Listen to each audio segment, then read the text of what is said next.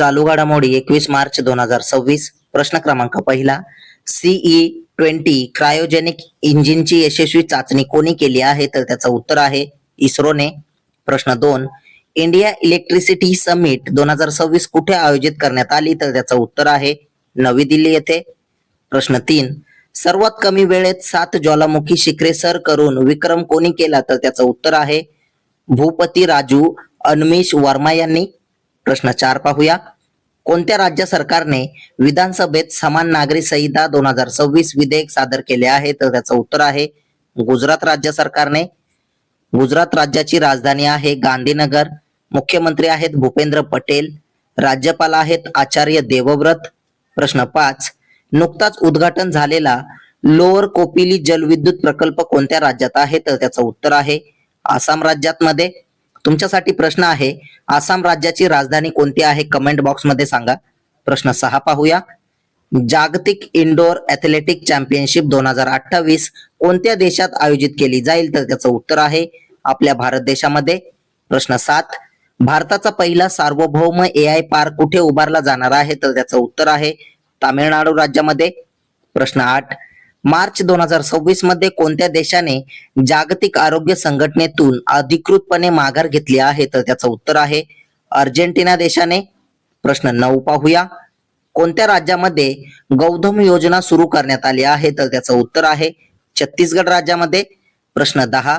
Stockholm water price 2026 कोणाला प्रदान करण्यात आला आहे? तर त्याचं उत्तर आहे कावेह मदानी यांना. प्रश्न 11. इंडोनेशियाची राजधानी कोणती आहे? तर त्याचं उत्तर आहे जकार्ता. प्रश्न 12 पाहूया. गो आधारित अर्थव्यवस्थेवरील भारताची सर्वात मोठी जागतिक शिखर परिषद गो टेक कुठे आयोजित करण्यात आली होती? तर त्याचं उत्तर आहे पुणे इथे. प्रश्न 13. अलीकडेच फ्रेंच भाषा दिन कधी साजरा करण्यात आला? तर त्याचं उत्तर आहे 20 मार्चला. प्रश्न 14 पाहूया.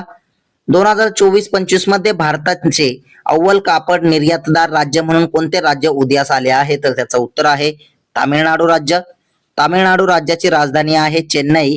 मुख्यमंत्री आहेत MK स्टॅलिन. राज्यपाल आहेत राजेंद्र आर्लेकर. प्रश्न 15.